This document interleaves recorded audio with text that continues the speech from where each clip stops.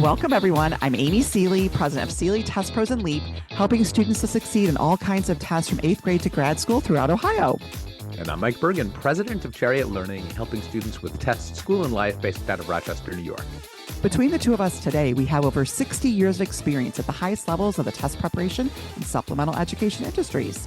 We both love to talk and learn about the latest issues in education, testing, and admissions. So let's get down to tests and the rest.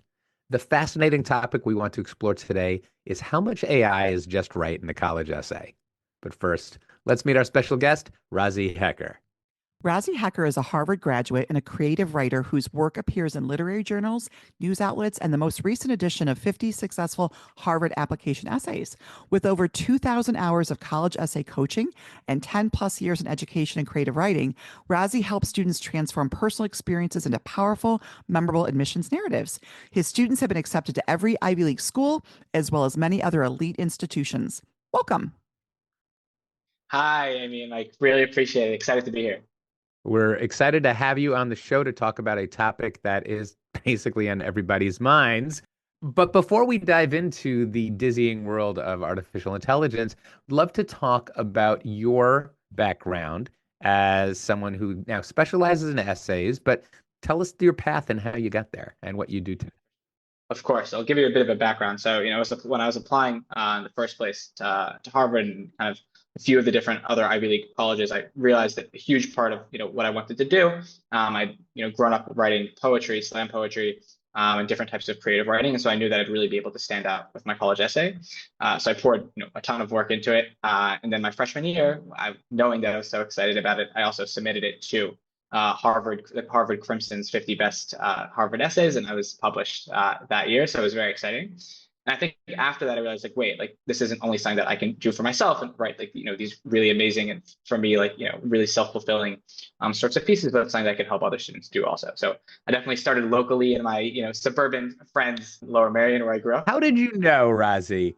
How did you know that it was a standout? I think sometimes applicants hear from the admissions office, your essay really put you over the top. Did you get any feedback like that?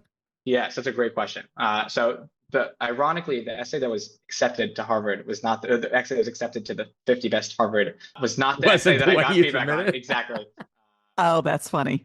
But the admissions rep of Philly, my supplemental essay for Harvard now does it differently. They do three smaller supplemental essays. They used to do one 650-word supplemental essay, which was basically the same as a Common App. And so the Philly rep for Harvard wrote to me personally, handwritten letter, saying how moved she was by my supplemental essay back when I wrote it. So that was the one that I think got me in, even though it wasn't the one published. Okay, so I have to ask, if you, in a little nutshell, can you give us a nugget of what you did write about? Because I'm super curious.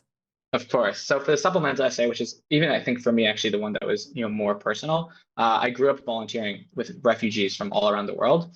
I grew up in a small Jewish suburb, so me volunteering with mostly Christian and Muslim refugees from the Middle East. I was definitely, stood out, both, physically and in other ways as well, but I was very, very connected to that population. And so I wrote my supplemental essay as a letter addressed to one of the students named Abafi, who had most affected me, affected my life, the way that I taught, the way that I viewed others. And for me, it was a very powerful experience. It was really appreciated as well, which was awesome. That's amazing. Very cool. That's amazing. It's so interesting to think about someone who, their college journey, they write an essay to go to college. And then all of a sudden, post-college, they're back to that thing that got them into college. It's like this little cycle. Did you ever imagine that this is sort of where you'd be at this point in time? It's also a good question. Definitely not at all. I think that it very much started as this kind of fun hobby. I love teaching, something that I've always loved doing. I love writing, also something that I've always loved doing. But I definitely viewed it, very much as a hobby. And I think slowly, I realized wait, this is something that I could make increasingly full time. And I really enjoy doing this. And there's I think actually we're going to talk about this momentarily, but there's just as much need for this, not any less, even in the event of, our current world. Now, without being too kind of invasive here with my questioning, do you mind sharing with us, when did you graduate from Harvard? Because I want to put in perspective when we're talking about AI. I'm curious, when did you graduate so we understand, because I'm assuming you weren't using AI when you applied. Correct. Yes. No AI. I graduated and I applied to Harvard in the end of 2015, I guess, Okay. accepted in 2016, and then I graduated in 2020. Okay. Oh, what a good year to graduate from college. Yes. Yes. Yes. Exactly. So Very fun. let's talk about it because obviously things changed since you wrote your essay from scratch with no potential assistance, let's say, in terms of like technology. So since you've been working with students, what are you noticing or observing about how AI is factoring into how students writing their essays? And the question, I guess, is should they be entirely avoiding AI when crafting their essays? Okay, so it's a great question. I think normally what I say to my students is there's three, maybe four different general angles to look at this from. And we can dive into each one and kind of each of these angles will permeate, I'm sure, the rest of our discussion, but there's an ethics angle, right? Do you ethically feel comfortable writing an essay, that's not yours? According to the Common App, AI is a form of plagiarism. So that's kind of, one angle that we could think about. There's the risk of getting caught, right? So the Common App says that you shouldn't use AI. Maybe they have like specific AI checkers. There are already colleges that have do it internally for students. Risk number two, right? Or why you shouldn't use AI number two. Number three, right, is there's some, and I think a lot of people will talk about some self-fulfilling, thing that comes out of like writing your own story and how powerful of an experience that can be. So that's reason number three, and probably reason number four is most important that students really want to know about is the quality of the essay, right? Can the quality of the essay actually be the same when you use AI? And to all of them, they have different answers. Yeah. So those are all like, it's going to be exciting to break into all of those. I want to, for the sake of our conversation, clarify the Common App's fraud policy regarding artificial intelligence. This is, if you pull up, and we'll include it in the show notes, fraud policy. In statement 3 under fraud, submitting plagiarized essays or other written or oral material or intentionally misrepresenting as one's own work. And we'll jump to the important part 2, the substantive content or output of an artificial intelligence platform, technology, or algorithm.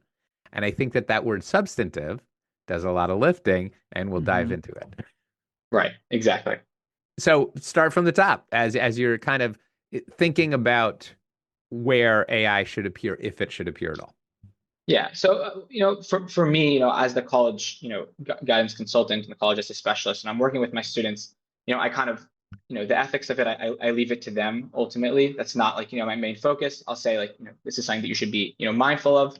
And I also kind of make a similar, maybe like sort of, you know, small comment of this is also a very powerful, journey for you. But I think that they experience that rather than me having to down tell them that. I think that ultimately the two things that they're interested in, right, the average student is one, am I going to get caught?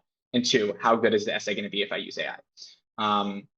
So the risk of getting caught we could put down a little bit later because I think there's a lot of back and forth of the nuances of different AI checkers, how you can avoid the AI checkers, how the AI checkers avoid you avoiding the AI checkers, and kind of back and forth forever.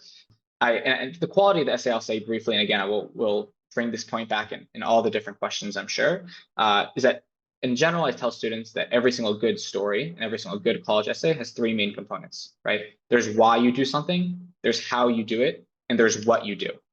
So AI can really help clarify what you do.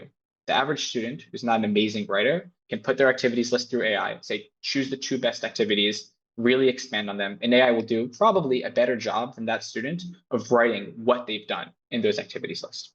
However, what AI can't do is articulate well why, because that is knowledge privy only to the student, and how, also not knowledge privy only to the student. And even when the student tries to feed AI some of the why and how, the student at first usually doesn't know the answers to the why and how, which is where I think the human element is so important. Yeah, that makes sense. AI is likely to put words in a student's mouth. And if those students aren't actually authentic to the applicant, then they're going to be submitting the wrong application.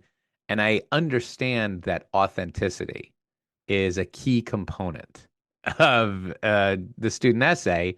I also like that you reflect on the idea that writing the essay is itself meant to be a journey of greater understanding of some important part of who you are and where you're going, and how that coincides with the institution that you are hoping to take that journey with. Yeah, so for sure, and even to comment on that quickly is, usually what I tell students is that, I say there's all these different things, right? There's the ethics, the risk of getting caught, the quality, and this personal fulfillment part. I said what's usually really great news is that all of these things are pretty correlated, right? Like if you're going to really go on that personal journey and really do this deep dive into yourself and why these, different seemingly disparate activities, right, are actually one of the same, or how they can actually link up, or how they relate to some other relationship that's very important to you, right? Not only will you go through that journey, it's also going to be, as you said, the word authentic. It's going to have this authentic essay that AI literally could not write. So if I'm committed to using AI because I'm drinking the Kool-Aid that most commentators seem to be drunk on these days, and you're like, well, use it sparingly, uh, where should I apply it? At what point in my process makes the most sense? Yeah, for sure. So I'll kind of do a little bit of both where and how, kind of try to, hit both sides of that. So the where I'd say there's probably, I'd say you can do parts of it throughout the entire process. I think, the most helpful parts of AI are actually at the very beginning, at the very end. So at the very beginning, especially if you, and I think that in this way, AI is actually an amazing leveling tool that hopefully for students, that, aren't able to afford college essay tutors, like you're actually able to almost use AI as a simulated college essay tutor, right? And what I would suggest to students listening that are doing that is to ask AI, right?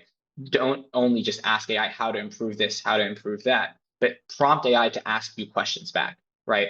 Right. Why does this matter to you? Why do which anecdote would most, well fit this? Is this activity really important, or would another one be more fitting? Right.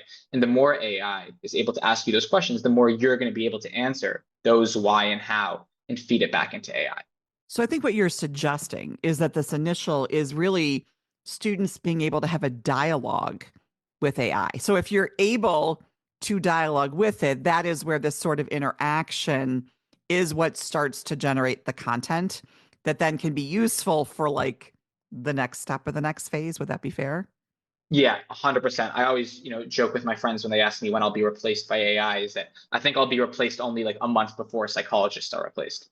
And I think that the reason is exactly what you said, Amy, is that this back and forth and this dialogue is so important, right? So obviously nothing I don't think ultimately can be mixed by a human tutor, but AI can do a pretty good job of allowing you to go back and forth and really hone in on the reasons that you're doing things, how you're doing them, and then the what you're doing at the end comes out of that.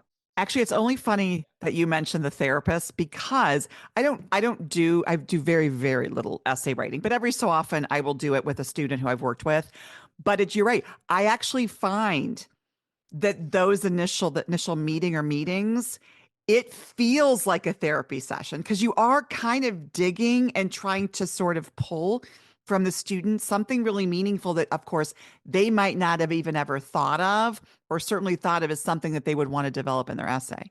So it's interesting. Well, Yeah. yeah, 100%. My mom actually has a PhD in psych and has had her own private practice for 25 years. So I don't know if she'll be proud of me or angry at me for saying that, but You're drawing upon hopefully. that. Hey, I hate Right. to break it to both of you, but a lot of people are praising the power of AI to serve as a personal therapist. Last night on a Zoom, someone told me that they had a whole therapy session with ChatGPT. I'm like, well, that's a new one for me. Wow. Um, it might save me a lot of money. There you go. But no, but that's kind of interesting. So the idea of initially engaging in that dialogue is obviously because do you find with your students is coming up with an idea for many kids the hardest part? Like, what am I going to write about? Do you think so? Yeah, I think so often it's coming up with an idea, making sure the different supplementals that you're writing are interacting well with each other. Especially, usually my average student, let's say, is applying to all the Ivies, Stanford, Caltech, MIT. So theoretically, you're writing 50 different supplements. And so also using AI to help understand, okay, which ones are going to have overlap? How can I not write 50 supplements, but write 10 supplements and use them, all of them different times for the different schools? Yeah. I also find it seems to be the nature of most AIs that they won't tell you when you're wrong or when you have a bad idea. They're almost like improv partners. They're like, yes, and let's do this too. They play off you. That's a good actually analogy. They're improv partners. And I think at that initial stage, it's helpful to have someone to tell you, no, you're totally going in the wrong direction with that. So that's a Humans, really good Mike. point. That's a really good point, and it's totally right. Like I have kind of created my own internal, project on ChatGPT of, kind of compiled of my student essays, and sometimes I'll run current students' essays through that, and it'll be like, this is amazing, so incredible. And Yeah. usually the essays that it says it's so incredible are essays that my students have completely used ChatGPT to generate. And then ChatGPT will read That's ChatGPT terrible. generated The answers mark and of be a like, this is genius. unbelievable. Yeah, Game exactly. recognizes game. Exactly. And they will not be so good a lot of the time, even though they'll be written with Well, ChatGPT that's style. another really good point. Okay. And that is the danger that an essay will come up either true positive or false positive as substantially generated by AI. How do you help your students avoid that in any instance? Like not even like I feel like and Amy and I have covered the academic integrity arms race for a long time, and the tools go back and forth, and you do hear about false positives. Yeah. So and everyone, talks about this all the time. And, I'd say your average ChatGPT checker will claim, 1% false positives, and then they'll read a study where it's like 30% false positives. And it's very hard to really understand, where are the false positives, when are they happening?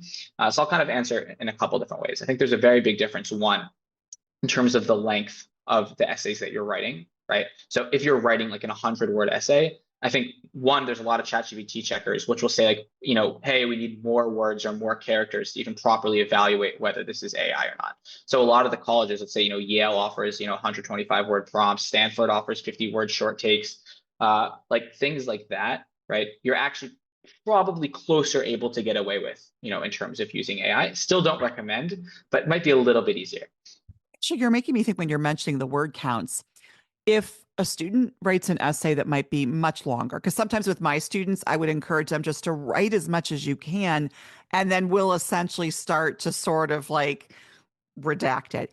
I'm wondering if that's a possibility, even for students who maybe are really verbose and they write this really long essay and they go, "Oh my God, it's got to be 100 words or 50 words." Is that a useful place to try to incorporate, AI into the essay process to try to sort of condense what you've already done? So that's a great question. I think that for me, going back to kind of like the four use cases of AI, right? Like in terms of condensing an essay, I actually think that's relatively ethical. I think that Hmm. relatively preserves your own voice, especially if you prompt it, right? The Hmm. problem is if you tell ChatGPT completely condense it for you, and then you run it through a ChatGPT checker, it will very, very often show up as Oh, 100% AI generated, right? So the problem is this is where these concentric circles don't act, or these circles don't actually overlap, right? sure. Is that you can be doing something which I think is ethical, right? You have 400 words and you're cutting it down with some help, but I think it's within the realm of what you're doing. You've done all the stuff. You're not asking it to like, rewrite content or anything. And yet, like, you're still going to be penalized for it. So I think a way to get around that is, you cut it down to 100 words, then you kind of help rewrite a little bit to what your words were before, right? Because it'll kind of Mhm. change stuff along the way, and then it usually can come out pretty fine. But I think it's a great use case also, but with that, kind of big That's no, caveat that's of helpful. really, yeah, really be careful because it's always going to say it's AI generated when it's doing this cutting down. Interesting. I think we talked about the points at which, like one point at the beginning, you said it can be really helpful. Where else can AI be helpful in the process? Yeah, so for sure. So I think that the reason also that it's really helpful at the beginning is kind of one, going back to what we said before, is that it also checks all those boxes. It's ethical. It's not going to show up on anything because it's just ideation, right? It actually helps you understand yourself better, et cetera, right? So you've kind of checked all those boxes, and that's why it's kind of only good also at the beginning and the end to an extent. So I think what you do after that is you can kind of put all these different thoughts through AI and say, try to create two, three different outlines for me, right, to help me understand what I should be talking about, what are potential anecdotes that I can use in different places. And the other way that I would use it is exactly for this point. This is maybe the middle part. The only place that I would use it in the middle is running essays through, being like, are my anecdotes strong enough? Do the anecdotes make sense in terms of the general thesis, right? Here is my thesis, here is my essay, right? We don't ever write a thesis in a college essay, but we kind of have this thesis in our brain that we should be able to articulate. So we articulate this thesis and we say, is this essay actually matching what I think I'm trying to say? And so that's going to help us with the middle process as well. And at the That's very so end, yeah, powerful. But Razi, that's really powerful because, first of all, what you're requiring to do this effectively is that the person writing the essay has to have a thesis in mind. And I Mhm. think that helps avoid these meandering, pointless essays that come out. And I think a student sees the connections in their own minds, but that don't exist on the page. Yeah, I almost always tell my students, right? We're going to write like a 1 or 2 sentence thesis. We're going to bold it at the top of your computer, and then we're never going to use any single word ever in your thesis in any part of your essay, right? Because we're going to show it really, really well, but we're never going to actually have to like draw explicitly or top down or on the nose from any part of this. What would a thesis, like a sample thesis, sound like for the main essay? Okay, so let's, I'll take trying to think of a student of mine who was let's take a student of mine last year who got into Stanford. So a thesis like that would be like I always had a deep appreciation for languages. It was only when I discovered calligraphy that I was able to truly understand how to engage with languages all around me. So very simple, nothing too crazy, right? But the way that we wrote that was so, so powerful, right? And the why that happens and the how that happens, right? Because the what happens sounds nice. But I also tell my students the thesis, the what at the end of the day is usually pretty cliche. So the Stanford, Arabic calligraphy, that's kind of cool. But my average students could be, like I learned to talk to my, siblings better, or I learned to interact better with my siblings. And then slowly through that, I was able to become a better person. Pretty cliche, right? But the why and the how of that, we do so, so well, and we do it so beautifully that the what at the end almost doesn't matter. That's why we never have to say the thesis, because the essay itself can be so Right, powerful. exactly. The And why that makes a how. lot of sense. That sometimes the thesis is a little bit of a narrative thread. This is where my hero's journey began. This is the Yeah, conflict I faced along the way. Here's I came out a better person. for sure. In a nutshell. Yeah. That's great. Okay, so you were talking about the different points. Is there anything that we've missed as far as sprinkling AI effectiveness into what is largely, maybe almost completely, a human-driven process? Yeah, so I think that also at the end of the process, there's merit to AI. And this kind of goes back to what Amy was asking before about condensing, essays. So if I ask AI a little bit to help me clean up my grammar and help me kind of improve my style, to me, that's also okay. It maintains its narrative integrity. It maintains its like kind of, moral and ethical integrity, as you will. And yet that will still show up on ChatGPT checkers. So it's something that I think it's an amazing grammar editing tool and like kind of making sure that everything sounds perfect and a little bit more than grammar, that no words are out of place and that you're using the right places, using the right sort of, style. Yeah, not huge content changes. But again, caution to the listeners is that if you do that too heavily, it will show up on ChatGPT checkers. It'd be good to do a screen just to ask about errors, but not adopt the language that they recommend to replace. That's a great point. That's exactly what I Yeah, do. And right. I'm so neurotic about it. Just to give you an example, I have my own ChatGPT checker, so I Yeah. make sure to run all of my students, essays through and make sure that it comes out basically, 0%, AI. And so what I'll do is I'll run the essay through. I'll say, don't make any edits. Just go point by point and tell me where you think things can be improved, and then I'll manually go through every single point in the essay because I'm so Yeah, scared that no, you have it'll to come be. You out have to AI. be that concerned because there's a tone.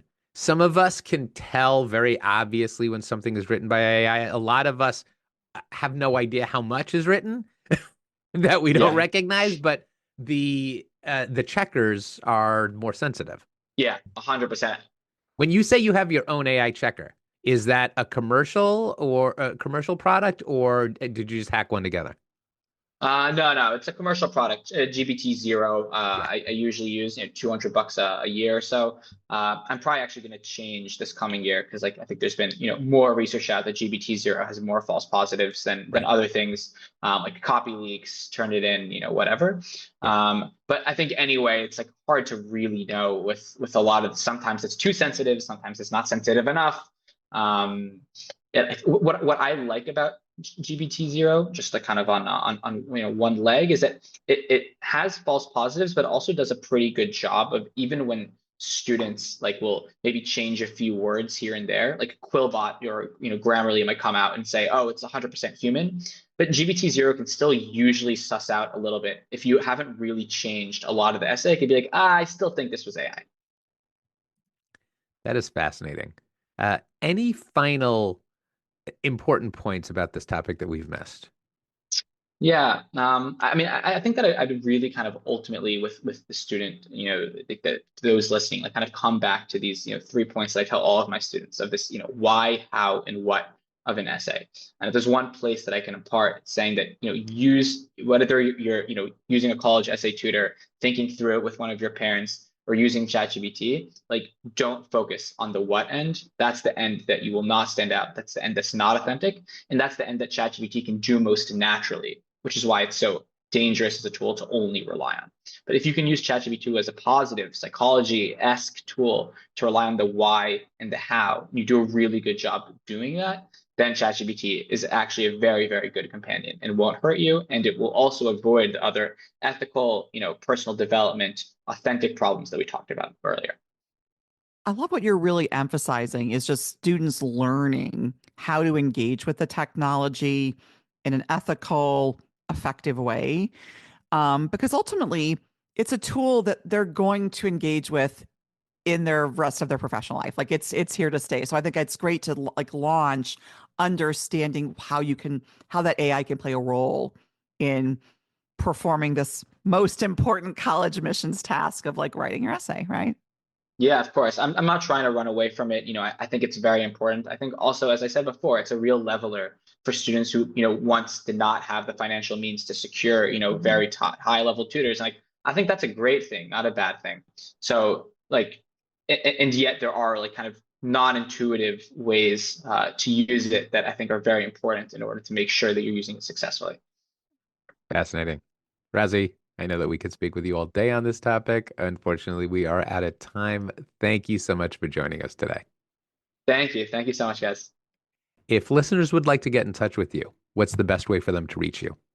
Yeah, so the best way would be through my personal website of leagueboundconsulting.com. Awesome. We hope you enjoyed this discussion as much as we did. Be sure to join us for another fascinating topic and guest on the next Tests and the Rest. Did you enjoy this episode as much as we did? Find expanded links and more for this and all of our episodes at our show page at testsandtherest.com. While you're there, be sure to explore everything the larger TestBright site has to offer, including real, expert, unbiased answers to the toughest admissions testing questions.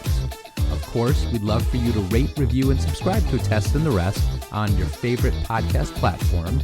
If there's a topic or guest you'd like us to feature, just let us know and spread the word.